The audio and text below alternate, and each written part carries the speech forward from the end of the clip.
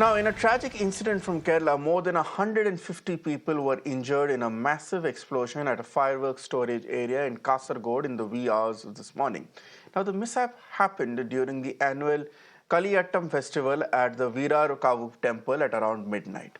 Now, nearly 100 people are still receiving treatment at nearby hospitals. The case has been registered against 8 temple authorities for violating the norms and regulations during the festival. Meanwhile, Kasaragod MP and Congress leader Rajmohan Onnithan has launched an offensive and blamed the police and district officials for a lapse in preparedness. Not just this, the Grand Old Party leaders also confirmed that he will be approaching the state and the central government to secure compensation for the victims. The office bearers of that temple committee as well as police have been taken little more precaution there. All the people who were injured in that incident has taken to Mangalore as well as Kannur and Calicut. So in this health, as far as health is concerned, Kasargod is very backward when concerned to other 13 districts. After having a proper discussion with the authorities, I will take a decision and I will convey both center and state government. In the back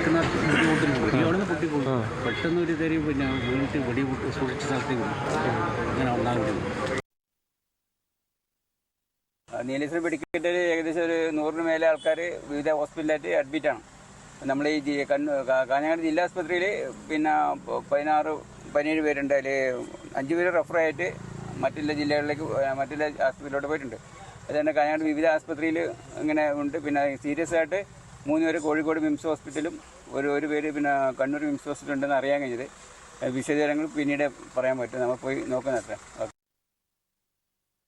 Now, of course, to our viewers who may remember, last night's blast at Kasargod also has eerie similarities and parallels to the 2016 Kollam tragedy, where more than 100 people tragically lost their lives at a huge explosion at the temple complex in Kollam. This explosion happened when sparks from a firework display organized by temple authority landed on the building where the firecrackers were stored. The severity of the blast was so intense that it not only destroyed the storehouse but also damaged the Puthingal Devi temple and nearby homes here. Now, this is what happened in 2016. We are seeing an eerie recollection of happening in 2024 as well. And to discuss that as to whether there were any lessons learned at all from this entire tragedy, I have with me Rahul Ishwar, activist, and Dr. Deepak Monga, who is a noted fire safety and evacuation expert.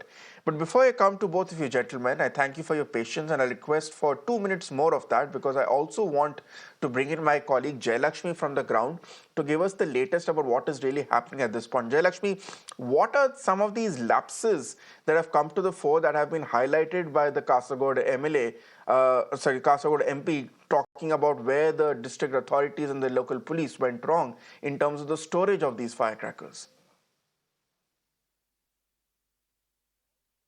See, after the investigation, it was very clear, and the police official, the Kasargod SP, Kasargod SP Shilpa had clarified that, the distance between the firecracker storage room and the temple premises where the detonation of firecrackers happened was barely 2-3 feet. It was right behind where people were standing, and according to the norms, it should be at least minimum 100 to 200 meters. That is the distance that needs to be followed. What clearly that was not, and you people were standing really close to the place where the firecrackers were stored, and to the place where firecrackers was bursted. So that was one of the basic rules that needed to be, which had to be followed by the temple authorities, but they did not. So that was number one. And number two was that there was no safety measures or safety precautions that were taken by the temple authorities, is what the police had said. And in fact, they clarified that only after the incident had happened, only after the explosion took place, the police had come in, and only after that the ambulance and the fire brigade was called in. There was no previous presence of both the ambulance and the fire brigade. So clearly there was no safety measures that were, no preparations that were made, no safety measures that were taken before the event had started. So now firecrackers display is very common in the temples in Kerala, and that is one of the major part, in fact, in the temples or in the temple festival. So that should have been monitored, and that should have definitely been one of the precautionary measures that needs to be taken by the temple authorities. So even the police officials were not informed, and all these lapses in the safety measures had, thankfully the intensity of the firecrackers was not much, hence only injuries. The entire incident stuck to injuries. Else this had the potential to become another, as you were mentioning, another Kollam incident. So thankfully there were only injuries that has been till now spotted, and no casualties yet, even though there have been individuals who have suffered 80% of the burns. People in ventilators, people in ICUs, they are suffering from 80% of burns, which is in fact a very serious condition. So 8 to 10 people are said to be in Help critical at this point condition that till this has now, happened. but thankfully no casualties have been Let me now reported. go. Thanks, Jayalakshmi, for joining us. Let me now go across to Rahul Ishwar and Dr. Deepak Monga with us. Rahul Ishwarji, again, it's the basic question which I'm going to ask you. We all remember what happened in 2016 at the Puthingal Devi Temple in Kollam. 111 people lost their lives, 300 people were injured. At that point, also, a lot of these lapses which have come to light today were recorded as well. One would have expected that in a state like Kerala, where literacy and awareness is so high, in 8 years, there would have been enough precautions and enough measures put in place to ensure that we don't have a tragedy, a repeat of that. But it seems we did end up having that this time as well. Yes, sir, what you say is right. See, I'm a right-wing Hindu activist. I'm a believer. I fight for believers' cause. But people like me also, along with believers, have always told we should be more cautious. There should be more safety guidelines. We have to balance between festivities and safety precautions and environment too. That's the reason why state government, especially High Court, the courts can intervene in a much more deeper manner. And please believe every sensitive issue can be played into politics. That's the reason why when state government comes in, there can be two sides. But when organizations or when authorities like courts can step in, have clear guidelines, also spend an amount of these festivities to charity, the banning is never a good option. But regulation, moderate regulation and diversification of celebration can definitely be a good option. What happened was very unfortunate. Puttingal is near my house. Nearly 111 people lost their life. Up to 3 kilometers, the explosion had the impact. So, it even affects the people who are not believers, who are not coming. So, yes, there should be caution. There should be lessons learned. And it is up to us believers and also to authorities like High Court who can effectively intervene, monitor and bring guidelines so that the festivities go ahead, but the safety should also never be compromised. Rahul Ishwarji, I have no intention of making this a political fight, which is on this panel. I have not invited representatives of the left or the Congress because I know they will just exchange blame game at this point here. But I want to focus on the issue of faith versus safety, which is why I've invited you and Dr. Monga. Before I go to Dr. Monga, Rahul Ishwar, you mentioned that the courts have to step in. With all due respect, we have seen that even in Kerala, that's not always been successful. We know what happened in the entire Sabrimala controversy here, because there's always this argument that the judgment or the writ of a court stops at the door of a temple, at the door of faith and the door of Astha.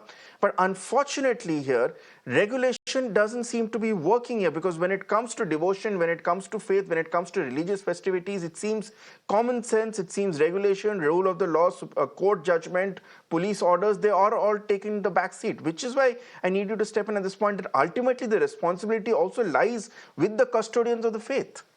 Absolutely, yes. I agree with that point. I was the person who initiated the Sabarimala protest. We humbly diverged with the Honorable Supreme Court, but there is a nuanced difference here. That was a question of faith. This is a question of safety. So there is a nuanced difference, especially when safety aspect can be invoked and bring awareness to people. Yes, there can be a much more nuanced understanding. So yes, the guardians of the faith, the communities leaders, the priests, they should all come together. That's the reason why we are not experts in this field. Let me be very honest about it. I would like to see fireworks. I'm very enamored by it, but at the same point of time, I'm no expert. So we need experts on the other side who are monitored and regulated by the high courts. And for example, Trishur Puram, which is a much larger occasion in Kerala than this particular temple, things are going fine because court has very specific guidelines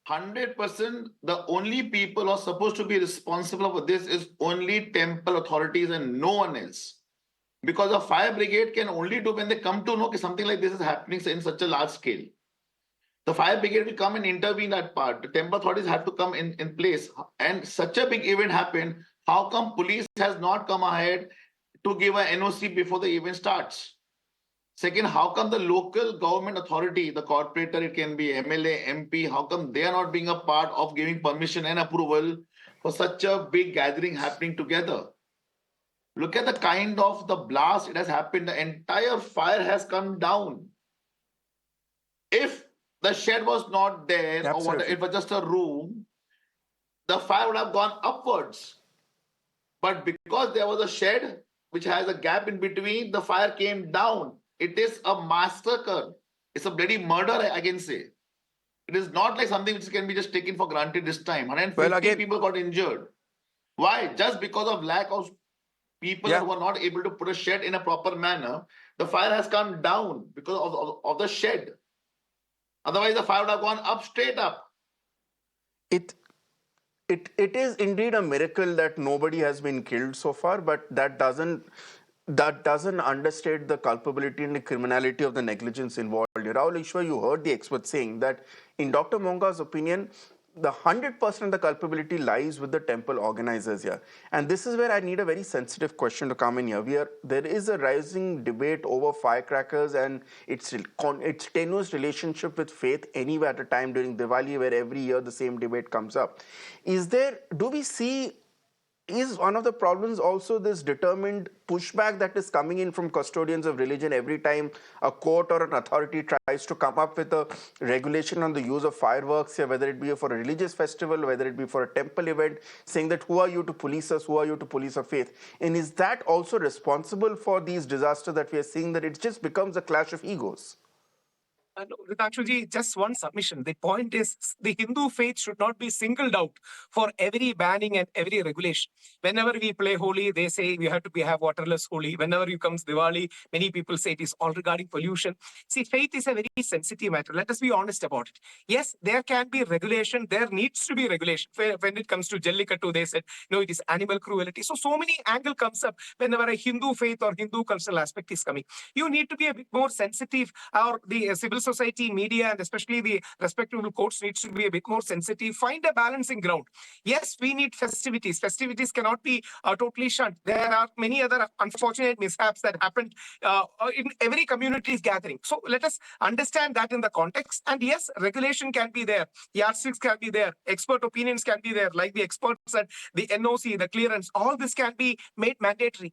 But, instead of banning anything, channelizing, regulating, modulating would be the right approach. Otherwise, we are unnecessarily offending the believers. Believers need not have an antagonistic approach. The faith people need not have an antagonistic approach to the others. So, sometimes as a Hindu activist, we all feel the Hindu community is being singled out for all these regulations. But rather than that, take us into confidence. Have court monitored stuff. That's the reason why I said whether it is left, right, AAP, Congress, or BJP, the politics will come in. But rather, when courts can step in and intervene, and especially regarding safety, regulate and modulate things, I think a huge majority, 99% of the people of faith will be open to it, because we all regard courts in the highest of esteem. So courts can definitely regulate. And please remember, rather than saying no to anything, please point out better ways. For example, myself as a Hindu writing activist, we have been going to temples and saying we should spend the amount of money we are spending firecracks and for elements, at least 25% of it should be channelized to charity. So there is a positive language that you have to use to the faithful. Exactly. Because on ground, when thousands of faithful gather, their sentiments should not be heard. They should not be seen as backward, enemy, non-secular, communal kind of people who are bent upon returning India to Mr. the Middle Ages. Rahul Kind of Ishwarji, I narrative get what won't you're sell on saying. ground. I understand what you're saying, but I'm not sure I agree with it, because to me, Same here. the lives and safety of a follower is more important than my follower's sentiment at this point here. And sentiment is of no use if ultimately leads to loss of life and at least risk to life at this point here. What we have seen in Kasargod, what we saw in Kollam 8 years ago, it is not something which has been born out of moderation. It is born out of extremism. There is a blind faith, refusal to see the reality and adhere by basic safety and rules because it becomes a question of faith. And that is a very uncomfortable question that stares all of us, especially today, right now, seeing these visuals here. Thank you so much, Rahul Ishwarji, and thank you so much, Dr. Monga, also for joining us on this very important discussion, which we'll also reflect in detail in prime time today as well. But we've got some breaking news coming in.